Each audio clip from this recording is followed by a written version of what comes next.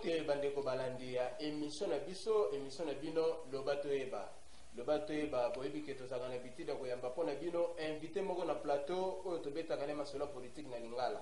Kasi lelo bandeko naza koyamba invité moko na banza bino nyonso boyebi ke mwana mboka Martin Fayulu bauti kofunda ye na justice epai ya monsieur Ngoyi Lufulwabo na cadre ya souci wana exclusivité mondiale RTVH tolukeli bino mwana mboka Jean-Claude Ngoyi Lufulwabo yende tozane na plateau awa ayebisa biso nani atindi ye qui est derrière lui pour afunda Martin Fayulu. Est-ce que ça n'a pas cause moko dans la simawane batami nini epusaki ye afunda mwana mboka Martin Fayulu soldat du peuple na yango bandeko na souci information pe ba lettre ya convocation ya mwana mboka Martin Fayulu ezali pe lettre oyo procureur akomeli commissaire provincial ya la police ya ville Kinshasa pour la banquette et puis la lettre à convocation oyo bakomeli mwana mboka Martin Fayulu na banza bokomona ngope na bilele mutu toyambie tozane na plateau awa mwana mboka Ngoyi Lufulwabo mbote tosepeli mingi ndenge ondimi koya na kati émission na biso yo Loba Toyeba kombo na yo etangami partout bandeko ebele baza kotanga kombo na yo me bayebi yo te me biso tozwi opportunité ya kozwa yo lelo na plateau oyebisa biso nini etindi yo ofunda mwana mboka Martin Fayulu na justice. Merci mingi ndeko na ngai nasepeli makasi lokola na ngai na bachaine na bino awa RTVH Loba Toyeba mission nzambe atalaka na baange na ye mwana mboka Fayulu Martin babona ko oloba mwa makasi bandeko balanda yo. Effectivement mwana mboka Fayulu Martin andeko na ngai un grand ami boyebani na ye un grand ami tosali mwa mingi na ye mais eloko eselinga mwa pasi ezali komona avant les élections, pendant les élections et après les élections, Makamboye a sali se blessingati à Kampete. A Salini. Depuis Makamboye Bango à Genève. Dans la salle politique. Et puis aux années, il faut que ça puisse aux années. Mais c'est les années, tout le monde ça puisse aux années. Bana ya baluba bakufuma mingi tozali na bilili tozali na plainte bamosusu kutu bakongi bango vivant tozali na baplainte tozali na bapreuve wana awa na Kinshasa na Kupita tozali na bapreuve wana mais eloko eselinga mwa pasi mpona ndeko nanga Fayulu. Je respecte beaucoup, en qui j'ai beaucoup d'amour.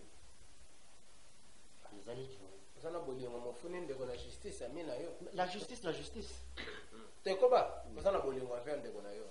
faut justice comme ça.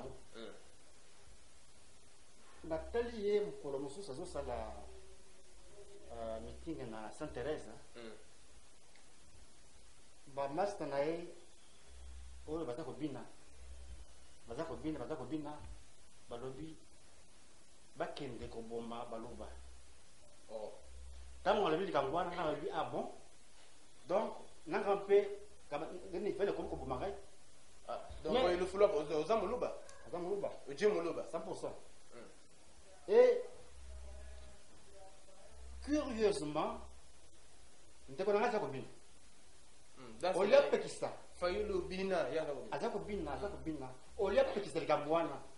Mais juste après que Batouana basali buzo bawana balobi makambo wana bakei babandi koboma asala ile komokote. Mais Fayulu na yebi ke atelemela tribalisme aloba yango après qu'il ait eu une invitation. En fait j'ai fait une déclaration musclée qu'il a lu en lui disant monsieur stop Congo ils allaient Congo ba tribu est belé Ce que plus de 300, vous allez lire Rwanda, vous allez Burundi. La tribu est belle. Tu fais des skamoko. Tu balani. Le colo ya yo zangi sika. Obanda bitumba. La koboma balinga. Ce qui olingi bo consigné. Kende pa ya Félix. Oyo bo sile na ba koro kuna. Kende pa ya UDPS. Finga UDPS. Finga nani chef de l'État. Ce qui olingi. Mais quand kende sika ya ba toté. Obanda koboma bango. Voilà ce qui m'intéresse, qui m'a beaucoup déçu. Mais oui que kofunda na yo et le que bato batindi yo faut ebisa biso. Est-ce que ça président Félix? Est-ce que ça bato FCC de batindi yo ofunda mwana mboka Martin Fayulu? Po bandeko ya lamuka bakomi kolela. Bon pona bango ekaka mutu moko ya pouvoir nde atindi yo yebisa biso qui est derrière toi? Nani atindi yo? Je vous assure que le monde entier dans la réalité. Attends, vous baignez, moi, quand vous baignez en Afrique du Sud, dans le lobby, est-ce que Batouya Ngambo, ma question bon côté, je vous le dis tout de suite là, plainte Nabiso est contacté le 18 janvier. Il n'est pas un procureur général. Ah, donc, ils ont meeting, il y a Saint-Thérèse et tout ça le matin, mais où il y a les bossos. Ah, ok. Précision détail. Le 18 janvier, quand Félix n'a pas la télévision, il n'a pas de beaucoup de temps, oui, bien. Et l'autre côté, parti naïe. Mais il y a eu des pèses. Jusqu'aux années. Moi, je suis président d'une ASBEL dénommée Congrès Luba Mondial, qui réunit tous les Balouba. Voilà. Donc, tout le Balouba peut ambitionner les alliés tribales. De logo les Balouba, Oyoki Kunake, Boma Balouba, Yopo Siliki na yo, Ngabe Bakobomanga. Bakobomanga, parce qu'on m'a déjà agressé. Parce que nous alors, la Kamataki, on a pèse Bakatangai, pour les Amouba. C'est pas sérieux ça. Nous devons faire tant que ça qui n'a état de droit, état de droit. Parce qu'il y a un peu de temps, il y a Etienne Tshisekedi. Alors, bon, état de droit. Mais c'est maintenant que nous voulons voir cet état de droit-là nous garantir la sécurité. Est-ce qu'on peut gagner ni ce qu'on fournit Martin Fayulu la justice? Bitino Zani. Bitino Zani. On nous a bon, oyeba na mokili mobile. Pour attendre, d'ailleurs, dans le cas de la yate. Temela force yo moli monzambe katena ngebusio ya koloba parce que bato belé bazote tozio en exclusivité en tout cas makamba bililo yo sincèrement on est là caposta na wote na yenga pour beninga voilà parce que yo na Martin Fayulu boyeba na kino ndenge nini yebisa c'est pour bi aza mina yo boyeba na kino ndenge amina ya makasi amina ya makasi tolia isika moko bitabe nguba donc le loyo bimi Judas Iscariote Martin Fayulu. Il faut y faire pour l'année de Batabakofi. Voilà ce que je voulais savoir. Il faut naïeba, yé aloba. Pour nanini, milice naïe et bomiba. Pour nanini. Il faut que au fond de personnalité monnaie à Congo, les soldats du peuple, Martin Fayulu Madeli. Qui l'a fait pour le peuple? Peuple ndé. Oh nani, yo boina. Les soldats du peuple, les Longoué, Mosé, comme Nani, Azamondu. De la monnaie, il y a un problème là, Martin Fayulu. Azamondu. C'est que Yamutova, hein? Anamondu. Soldats du peuple. Voilà. Bandeko, nous avons rappelé, nous avons dit mais c'est Jean-Claude Ngoy, le Foulouabo. Moto ya fundi Martin Fayulu na justice hier. Tout ça, na plateau. La bande a besoin de Yolo Kaye. Aïe la carte d'émission na biso Yolo Bato Yeba, émission Zambakala Kanaba Angenaye. C'est comme ça. Dans mon pays Afrique du Sud, à l'obbi, moto ya kofunda, ezali yete. Ezanai. Bofunda Joseph Kabila po akendiki koboma bato na bisika nyonso na bakamwa na sapu banani yende moto kofunda. Bofunda Fayulu te ndeko na ngai yo na sengi aucun de retrait plainte wana. Mais c'est très grave ce qu'il est en train de dire. Donc on peut retirer hein. Mais makambo c'est kili. Na ko tin ndengani. Parce que retirer kaka plainte muninga no Mais yesu ko yo po alobi que natika oyo wana nafunda ndeko Kabila. Mais il y a peur de Kabila. C'est un état de droit. C'est comme on dit que Kabila a qui nini bongo na yesu nini afunda yi bakenda tribunal. Bon yeb sabi. Pona nini ngai nafunda. De yo Kabila asalo mabete. Na yibite. Mais Fayulu le fundi po yebi. Fayulu na fundi kwa bobu bande na ngai bakanga na kingo babo mangai. Voilà babo maye na banda nazo tangela bino lettre tokola ki sabino yango ezali lettre oya procureur ezali numéro 2715 bar 0023 bar 2838 bar PG CCAS bar SEC donc SEC bar 2019. Donc Kinshasa le 29 avril 2019 oyo procureur akomeli commissaire général adjoint donc yamboka na biso donc procureur Flori Kabange Numbi yenda komeli parce que plainte wana ezali objet nango ezali plainte contre monsieur Martin Fayulu Madidi et consort to éviter consort wana nani akoyebisa biso consort wana eza banani et puis incitation à la haine ethnique, massacre de Baluba, pillage, atteinte aux droits garantis, crime de génocide et crime contre l'humanité. Donc makambo va comme la lettre on reconnaître que yondo funa bon. Je le reconnais. Je le reconnais mais nako zalana moi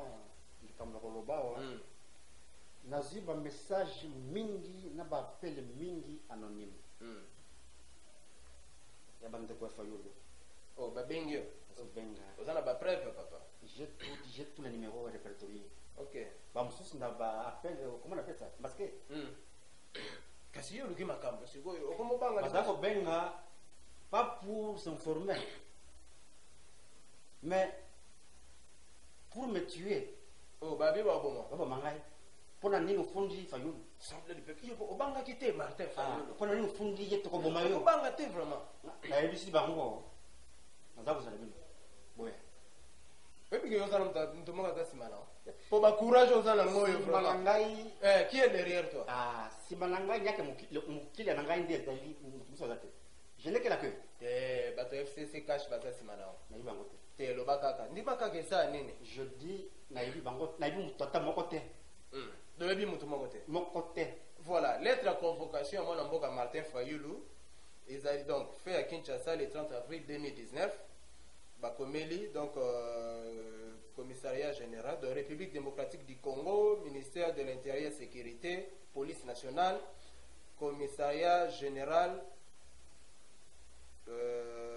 coordination nationale de la police judiciaire à M. Martin Fayulu Madidi Martin à Kinshasa. Invitation DPJ numéro 0575 bar CNP bar 2019. Dans lettre à moi, messieurs, j'ai l'honneur de vous demander de bien vouloir vous présenter mon bébé le lundi 6 mai 2019 à 10h. Le 6. Le 6, le lundi, oui. Oui, c'est la plainte. Donc, nous avons mis Jean Bayelongadi, commissaire général adjoint chargé de la police judiciaire. Donc, voilà. Tokoche la bino pe ba lettre en ko bomona. Donc, la zo rappelé, na yambi pour la bino mona mboka, Jean-Claude Ngoy Lufuloabo, où ya fundi Martin Fayulu Madidi, soldat du peuple, exclusivité mondiale. Donc, la zo rappelé que besoin d'ambi sont en clair, la RTVH, la TNT, hein, bah 5 quelques. Et puis, tout ça, on a la satellite RTVH Mokilo Mobimba. L'exclusivité à donc émission, le bateau eba, nous avons battu la gana ba anginaye, tokoka kotika bongote, il faut que tout yambela bino, mutoyo afundi Martin Fayulu, les soldats du peuple. Bon, exceptionnel, yozana. Au salaire nini na vie pour kopima kako et que ça va bataille parce que quand on dirait le fouloir bon là ceux qui vraiment tambwaka na makolo yo Ah. siko ozana aza na nzala makasi siko ozoluka problème ndenge nini boye vraiment okufana no te oluka Félix azocrée misala bientôt yo écoutez nasalaka politique te oza chômeur tosalaka nasalaka je suis journaliste comme toi ah voilà papa oyo olukela so bajournaliste makambo soki naza na confrère oh kolo voilà lundi nauti mpe kotanga mokanda wana ya convocation ya ndeko na ngai Martin Fayulu bato bakeba Fayulu azali province ya bandundu te akebakeba aza nani c'est un individu qui a un problème avec la justice na ndenge nini kaka ya yo oyo non ya ngai oyo ameke te kosala buzoba buzoba neti nini buzoba yake o voilà bafundi bandundu oh est-ce que ya lobi oh oui balobisi ngai na makambo ya balobeko nalali te États-Unis na bengi Afrique du Sud na bengi France na bengi ndeko na ngai toza bato moko tobalani longola plainte wana po soki bakangi ye ekozala mwa esengo te oyebi ke plainte na yo ezobimisa président Félix lokola ye nde atindi yo ke lokola Martin Fayulu asalaki mitingi na ye bato baye ebele donc ye nde ezobima or président bato faci innocent na makambo oyo zela napesa maloba d'ailleurs po bomona ke président Félix akoti makambo oyo te mamba justice azokota yango te meme badepute na ye po baza na makambo na justice akoti yango te meme makambo boyika bacorruption awa akoti yango te mais moto afundile taye balobaka innocent moei moto wana chef de l'état batosaka ye mingi po aza mokonzi na ngai président Félix Antoine Tshisekedi garant de la nation congolaise nazali na mibeko sur lui mais chose étrange nafali na ndako naza kozela makambo ya procureur général nayoka ndeko na ngai na Sainte Thérèse lisusu bato na ye bazali kofinga mama ya Tshisekedi yo kaka est-ce que ba preuve ezali nayo ezali naza na wa nayo sayo te ko tsanga te lobaka mais wo tsanga après émission nayo okoyoka yango ozana ngona téléphone ezali awa otindela ngana nini na téléphone to poto ko chanyoso to ko chanyoso tokobanga yo te ya mama na yo ya mama na yo tokobanga yo te zela c'est très grave bolimbisa la chaîne chrétienne biso toshasaka bademo bolimbisa soki toche moyi toloba ngo boye eza te donc wana etali ngai te donc ya mama na yo voilà nde balobi etali ngai te mais echoke nga makasi mais ça ne se trouve pas dans la plainte ya plainte na ngai plainte na ngai eza mpona bato oyo bakufi oyo wana etali ye na mbula matadi mais yo soldat du peuple bato na yo bazali koloba makambo ya bosoto baza kobina yo mpe oza kobina okopekisa te yo soldat du peuple te mais abinaka dansi na ya Fayulu bina wana mais ya kofinga te wana nzembo na ye ya campagne akomi wera sona soki bafingi mokonzi ya mongoko ya bini afingi te afinga ntango abinaka ezaka nzembo na ye ya campagne nde abinaka abengaka kofinga te papa balobi mama na yo ye azotala aza komona eza nini andimi yango kini di mo consent te yo nde olobi eza makambo nanga te nalobi nde koloba etalinga te yo mpe entre nous toza na chaîne chrétienne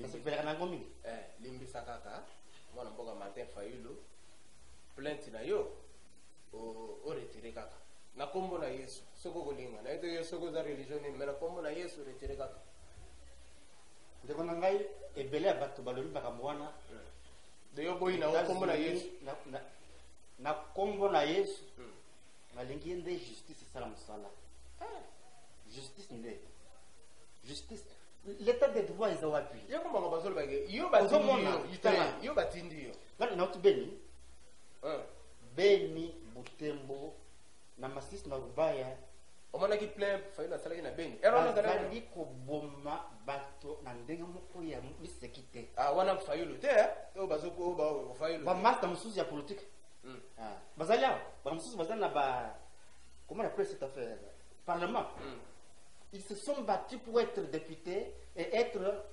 intouchables mais bayebani yepe okatokotuna oboye ona tana ba prep est-ce que ça na ba prep donc ata bamaster oyo bazoboma bato na beni wana na butembo bayeba que tôt ou tard cet état de droit va les prendre en charge bana ya mkolo baza koboma baza kokufa baza oyeba tina te mais yo ofandi azombela masanga pour ça la milice et parce que tu es intouchable tu es député toyokana ndeko na ngai voilà toyokana ngonga na biso ekomi okende na suka tokomi kokende na koshite bandeko tolingaki toyamba mpo na bino mwana mboka lufulwa bongoi parce que kombo na ye etangami na badeba na basalon na bachaîne ya télévision ya mwana mboka Adolphe Muzitu bandeko na munga bakomi kolela mpo na bango eza kaka faci moto atindi mpo na bango donc bazomona kaka FCC cash baza nsima kasi nyonso yo kaka te sikoyo na nyonso papa retire olingi te bandeko yango wana nayambaki mpo na bino moto oyo afundi soldat du peuple alobi esali ye pasi atiki makambo na justice esala mosala na yango au cas où bamoni ke mwana mboka Martin Fayulu azala na ye innocent bakotika ye soki bamoni ke aza innocent te siko baosani justice akokata likambo bandeko ndenge nazoloba nayambaki na émission eloba toyeba émission nzambe atalaka na baange na ye présenté par wabino ndeko Papi Uke journaliste émission esalemi avec onction papa Jean-Claude Ngoy Lufulwabo tokomi na suka ya émission natikeli yo maloba quelques minutes o s'adresser na bandeko oyo baza kolanda biso okoyebisa bango nini parce que lobby basali yo bamenace ozotambola tranquille je marche voilà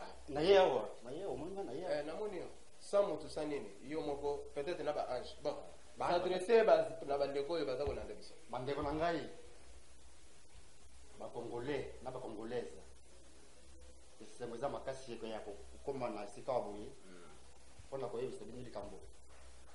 Nous sommes un grand peuple, une très grande nation, et lorsque c'est la grandeur ya mboko oyo ezali diversité ethnique, diversité culturelle. Mais ce qui yo yena bokabwani obomi mboka, c'est ça que nous sommes en train de condamner.